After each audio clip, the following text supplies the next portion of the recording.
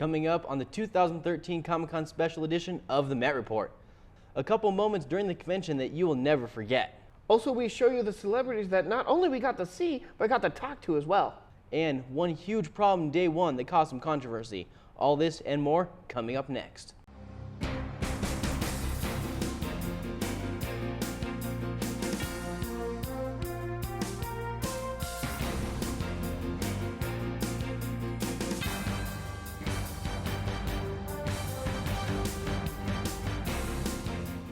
Welcome to the 2013 Comic-Con Special Edition of the Met Report. I'm Kellan Stone. And I'm Jeffrey Will. With the second annual Denver Comic-Con to hit the Mile High City, attendance literally doubled from last year. There were over 50,000 fans in attendance throughout the weekend. However, the first day was the most notable. The Denver Fire Marshal and convention staff had to turn away 6,000 people because the convention center was at full capacity. Those that were turned away was not given a refund at all for the money. After a few meetings and some emergency adjustments, the rest of the weekend went much smoother. With the 50,000 fans that showed up to Comic-Con, all of them gave something back to the Denver community. Jake Holgerson gives us the story. Denver Comic-Con attendees celebrate their fascination for comics, movies, and TV while supporting a good cause. We started a program to help kids get introduced to how it's cool to read, and that's Comic Book Classroom. And the proceeds here for Denver Comic-Con go to supporting Comic Book Classroom. Comic Book Classroom is a 4 to 12-week literacy program for grades 5 through 8. Those who attend the class not only learn how to read and write, but also receive a heroic graduation gift. Comic Book Classroom was made during the first Denver Comic-Con. Our friend Illy Kolchuk heads up Comic Book Classroom, and he met the mom of 2 boys in the corral last year. She couldn't afford to send her sons to the con, but she sent the boys to Comic Book Classroom, which made them really excited. Little did they know that every graduate of Comic Book Classroom receives a free ticket upon graduation. The Umbrella Corporation, a nonprofit cosplay group, also made an appearance in support of a variety of projects and organizations. We are raising money for the Wounded Warrior Project. We are holding a silent auction. In addition to, we have posters and patches and stickers for sale. And all of those are being donated to charity. For the Met Report, I'm Jake Holgerson. Thanks, Jake. For more information on Comic Book Classroom and how to get involved, head to www.comicbookclassroom.com. And to get involved with the Umbrella Corporation, you can head to umbrellacorpdenver.com. Comic books have changed drastically over the almost 100 years they've been around, from the creation of Marvel and DC comics to the full-length feature movies about all the characters we all know and love. We had a chance to sit down with comic book author and historian R.C. Harvey to discuss the changes throughout the years. The superheroes got personalities. Instead of being cardboard cutouts of what a hero should be, they had difficulties of psychological and personal nature. So the stories were more interesting. But the most spectacular thing to me that happened was in about, the early 80s. You began to see the emergence of individual styles in the artwork in comic books. When I was sitting down with RC, he just had so many things to tell about the comic books. I mean, he's been reading them for 30 years and has noted so many heroes, and villains that came and went. It was almost like sitting like a comic book classroom, actually. Not to be confused with the charity, obviously. That would have been a lot of fun to just be there in front of him, and I'm actually really jealous that you were there and I wasn't, because the guy just seems like just an encyclopedia of comic books. He could probably have a college course here if he wanted to. I wish he would teach that class. I would take that class any day of the week. No kidding. We're going to take a short break here on this Comic-Con Special Edition of the Met Report, and when we come back, we have 2 inspirational moments you will want to see. And we show you all the celebs that we're able to talk to and see. We'll see you after the break.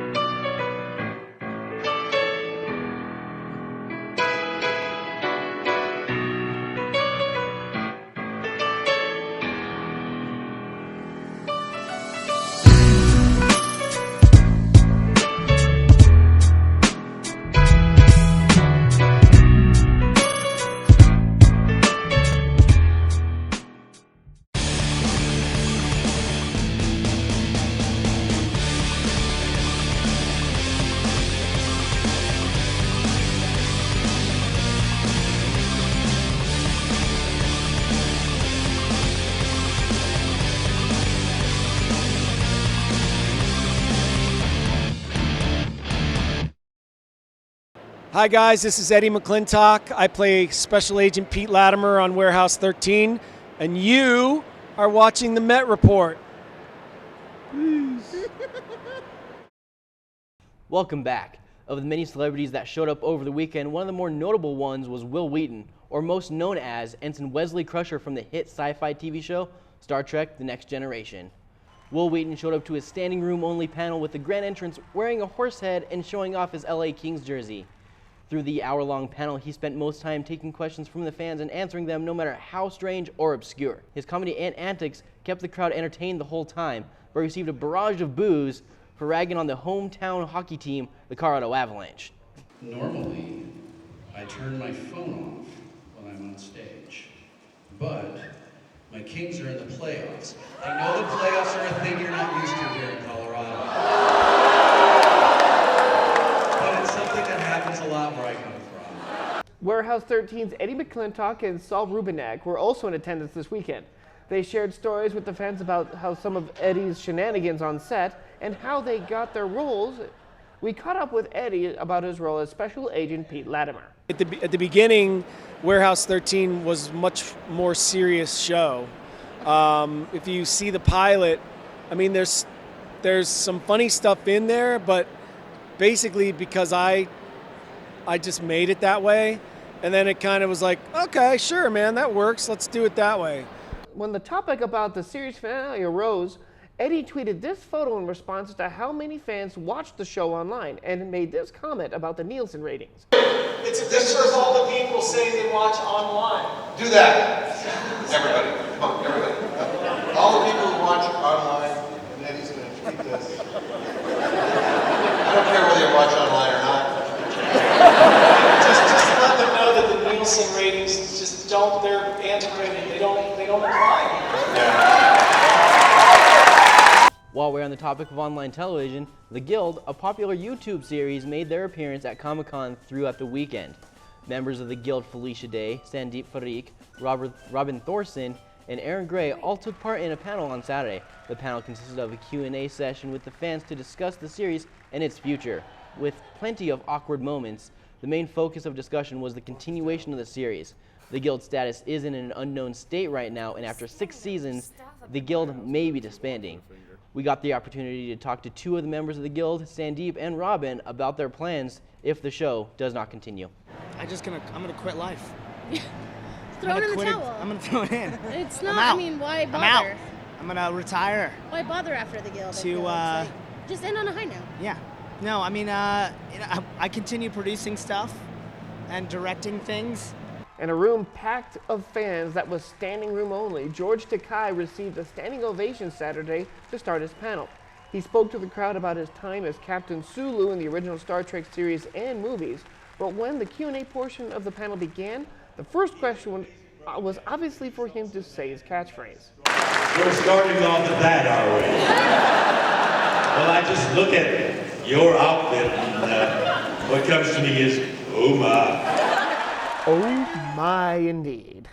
Yeah, guy in pink suit, pink Hello Kitty banner. That's oh my, indeed, for sure. Right? Was I the only one that thought that the Guild was just the most awkward thing I've ever seen? So you have to actually watch the show. It's really not awkward at all if you watch the show. The way they acted was the way they are on the show every day. I'm almost afraid to see the show now. Well, you need to watch it. It's actually a really good series. I watch it all the time. I'm kind of disappointed there might not be a 7th season. Yeah, that kind of stinks. And, you know, Warehouse 13 ending in its 5th season, 6 episodes in. Yeah, and they usually average 20 to 25 episodes a season. I can't believe they're just cutting off after 6 episodes. Well, whatever. Disappointing, because that show was really awesome. It was. We're going to take one final break here, and when we come back, a moment for one celeb during the weekend almost brings them to tears. We'll be right back.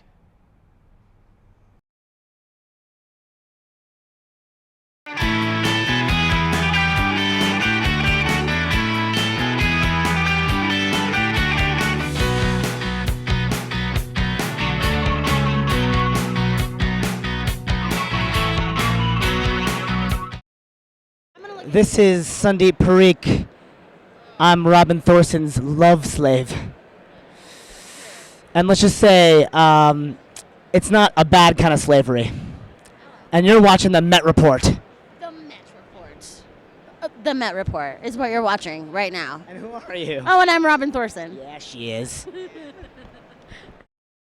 At the beginning of Warehouse 13 panel, actor Eddie McClintock made it a point to mention one special fan that gave him a gift of a lifetime. Yesterday, I was talking to this young kid. I don't know, Daniel, if you're in here. There he is, right there. Hey, man, will you stand up, kid?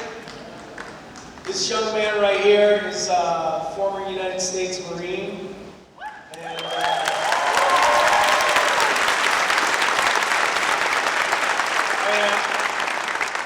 I'm talking to him a couple days ago. He was in Afghanistan and said he got hurt pretty bad in Afghanistan.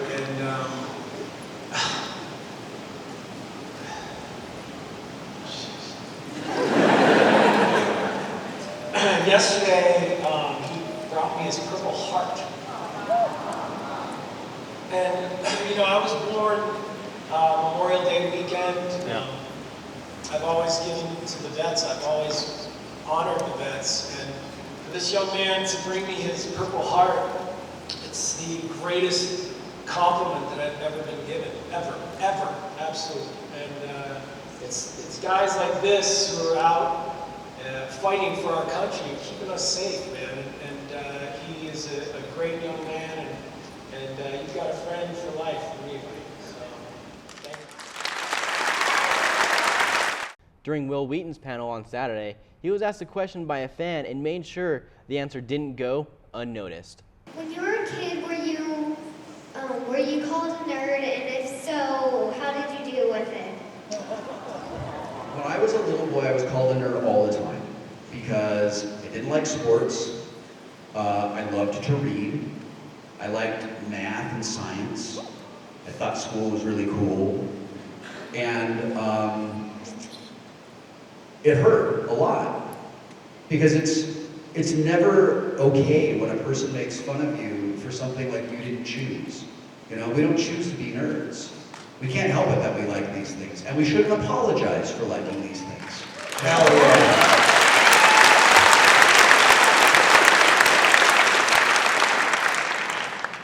I wish that I could tell you that there is a really easy way to just not care, but the truth is it hurts. But here's the thing that you might be able to understand. As a matter of fact, I'm confident you'll be able to understand this because you asked this question. When a person makes fun of you, when a person is cruel to you, it has nothing to do with you. It's not about what you said. It's not about what you did. It's not about what you love. It's about them feeling bad about themselves. They feel sad. They don't get positive attention from their parents. They don't feel as smart as you. They don't understand the things that you understand.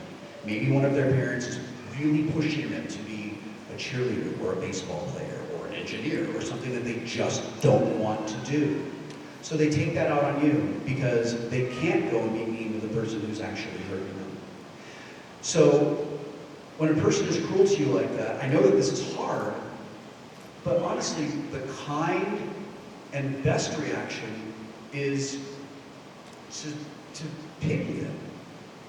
And don't let them make you feel bad because you love a thing. Maybe find out what they love and talk about how they love it. I bet you find out that a person who loves tetherball exactly the same way that you love Dr. Who. But you just love different things. And I will tell you this, it absolutely gets better as you get older. And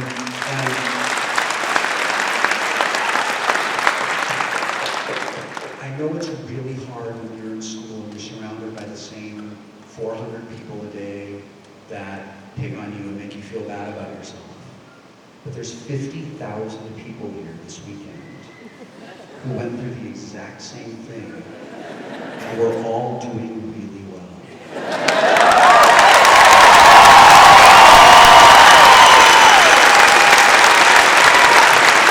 Don't ever let a person make you feel bad because you love something they decided is only for nerds.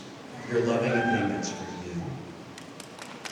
Thanks for your time. both of those panels were just probably the most moving things I've ever heard.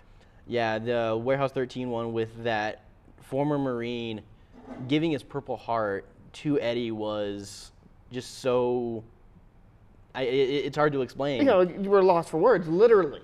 Yeah, because he literally almost came to tears when he was explaining the story and telling the story. And the fact that, she really changed my perspectives on the celebrities as well, is that, with Will literally taking time away from, like, hey, he just got done saying, like, hey, we're going to make this a lightning round so we can get everybody.